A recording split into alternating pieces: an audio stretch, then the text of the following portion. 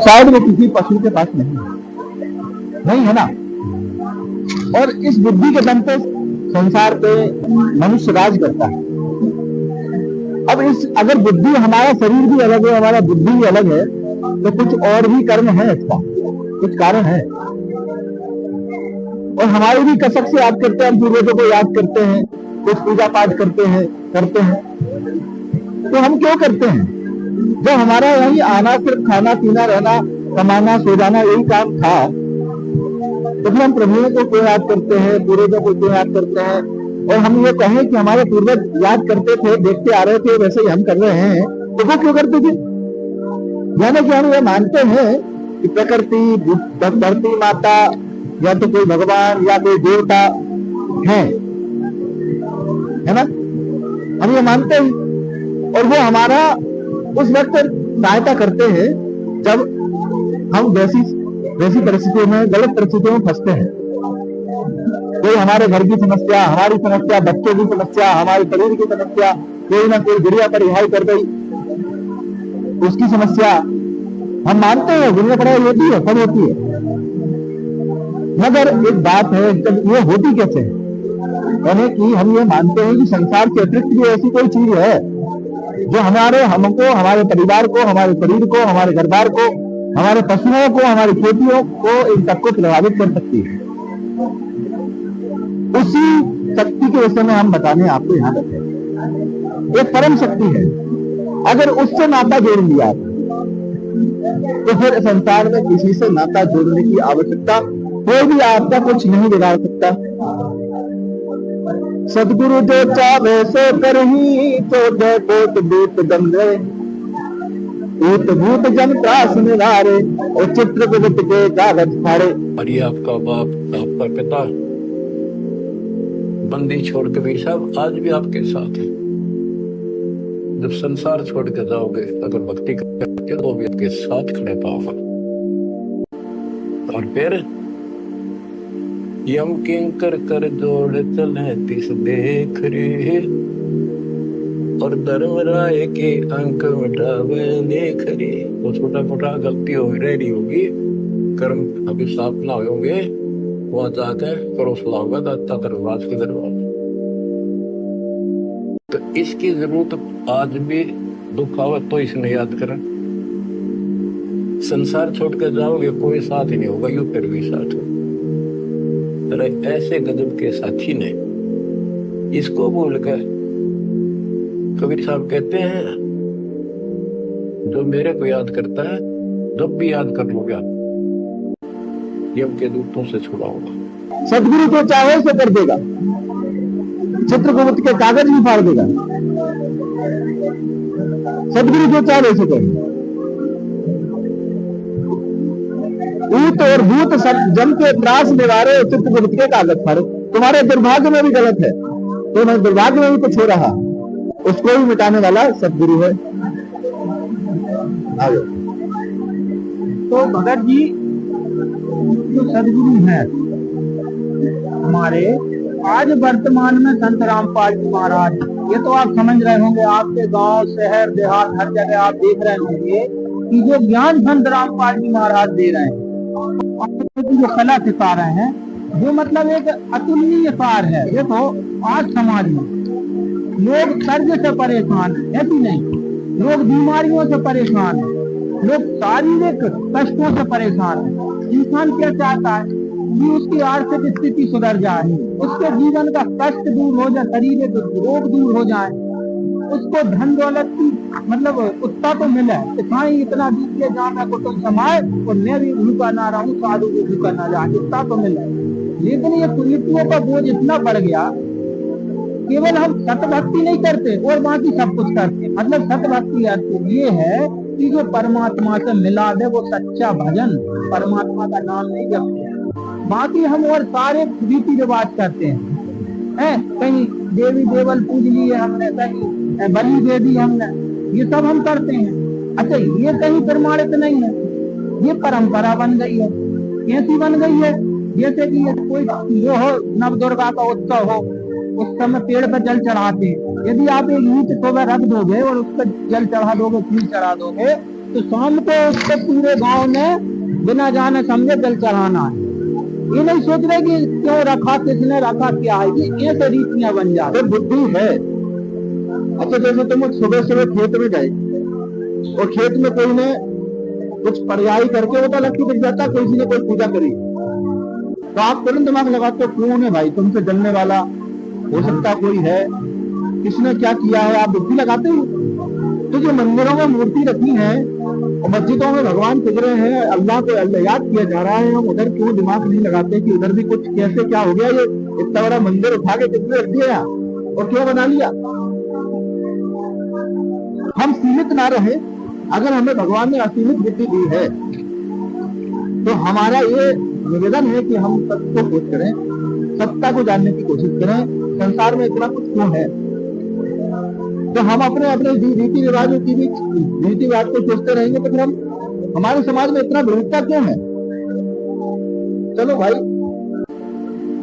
हम दूसरे समाज से, फिर दूसरे समाज से, तुम्हारे रीति रिवाज अलग, हमारे रीति रिवाज अलग, हम तो बढ़ते ही जा रहे हैं और हम उस आध्यात्मिक शक्ति से ही जुड़ने की कोशिश कर रहे हैं किसी ना किसी वजह से। मगर क्या है ना, आप भी ना पूरे पहुंच पा रहे हो ना हम पूरे पहुंच पा रहे हैं। उदाहरण ये हो रहा है कि इधर से कुआं खोदने की कोशिश की जा रही है, आप भी कुआं खोदने की कोशिश कर रहे हो, पानी आपको भी पूरा नहीं मिल रहा और हमको भी नहीं मिल रहा। क्यों? क्योंकि हमें पानी पता ही नहीं कहाँ है। ऐसे ही ईश्वर वो परम सत्ता जिससे सारी शक्तियां चल रही हैं, उसका हमें जानकारी नहीं कहाँ है। तो हम, आप भी कुआं खोद लो, हम भी कुआं खोद ले, कुछ नहीं मिलने वाला, थोड़ा बहुत पानी मिल जाएगा, जिससे क्या हो रहा है, थोड़ा बहुत कि भैया संसार है, जीवन है, लेके खा लो, करके खा लो, लेके दे दो, बस यही है हमारा। ये तो करना ही पड़ेगा, और मरना है तो मर जाओ। और कोई दिमाग, अपना दिमाग खराब हो जाए, पागल हो जाए तो पागल हो जाओ। कोई मरना है, घर को सदस्य तो मर जाएगा, बूढ़ा दादा है, भैया है, कोई मर जाएगा, बीमारी है तो हो जाएगी, किसी ने सोना देख का करना तो कर देगा। मगर ये सब हम समझते हुए भी करते ही जा रहे हैं, करते ही जा रहे हैं। ये मंदिर मस्जिद को तो दूर सोचने की आदत, हम ये भी नहीं सोच पाते कि हम सब कुछ मानते हुए भी हमारे साथ गलत कोई कर ही देता है। क्यों दादाजी, आप बताओ, आपके कंट्रोल में है कोई बात? कोई रोक सकते हो? कोई आपके कंट्रोल से बाहर है सब चीजें, हमारे कंट्रोल से बाहर है, हमारे नियंत्रण में नहीं है। हमारे साथ कौन क्या कर देगा कल, और हमारे साथ कल क्या हो जाएगा ये भी हमें नहीं पता। आपको पता, चलो आप ही बताओ हमें, आप ही बताओ। तो इसलिए आप समझिएगा दादाजी, बहुत बड़ी बात यहाँ आने के बाद आपकी समाज के, समझा जाए तो 90% लोग यहाँ जुड़े। क्यों? क्योंकि सच में आपकी समाज की जो है ना, लोग सत्य को स्वीकार करते हैं, सत्य को मानते हैं, सत्य को, जो सच्चाई होती है उसको स्वीकार करते हैं। मैं आपकी समाज के लोगों में बहुत रहा हूँ, बचपन से आदिवासी समाज के लोगों में बहुत रहा हूँ, और वो इतने अच्छे होते हैं कि अगर उनको बोले ये मेरा दिन भर काम है, दिन भर काम करा लेंगे, तुमसे कभी नहीं बोलेंगे। और हमने उनको इतना साथ दिया, मगर तात्पर्य ये है कि अच्छे होते हैं, तो अच्छाई, अच्छे लोग ही अच्छाई ग्रहण कर पाते हैं।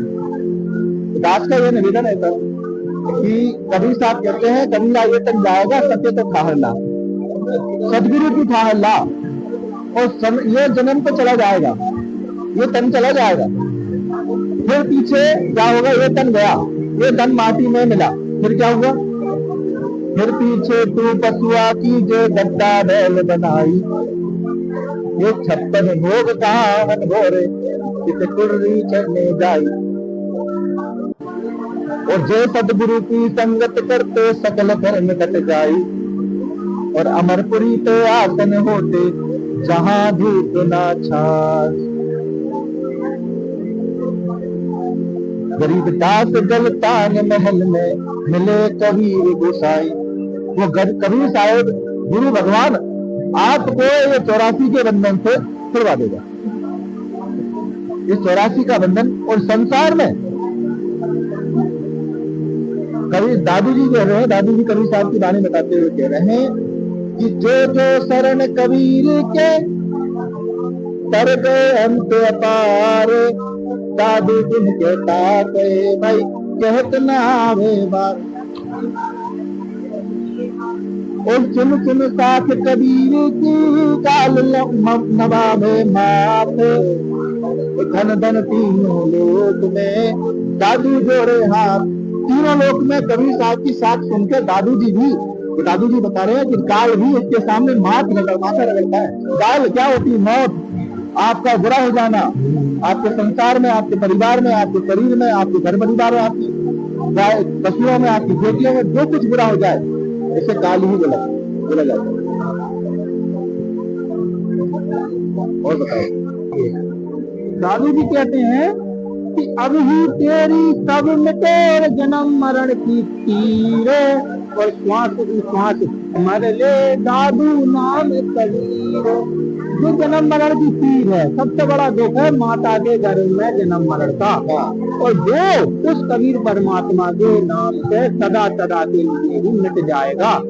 सुमरत नाम कबीर का कटे काल की पीर। जो भी समस्याएं हैं आपकी, यही कटेंगी।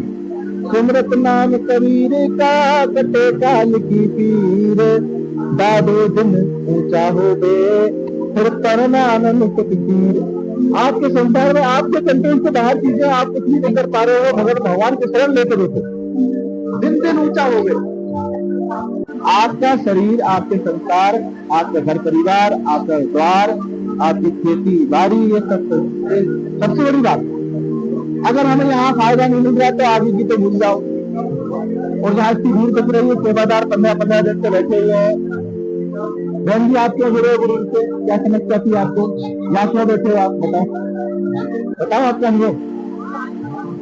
बस इधर आगे बताओ, आके बताओ, इनसे पूछो भाई क्यों बैठे हो यहाँ, क्या कारण है आप यहाँ सतरापा जी महाराज की? ये टीवी थी, बता रही है टीवी। हाँ, कैसी टीवी थी? आपको जानलेवा नहीं जानी थी क्या? हाँ, यानी उनकी जान चली जाती टीवी से। हाँ, बताइए, आप बताइए। 2 दिन बेहोश थी आईसीयू में।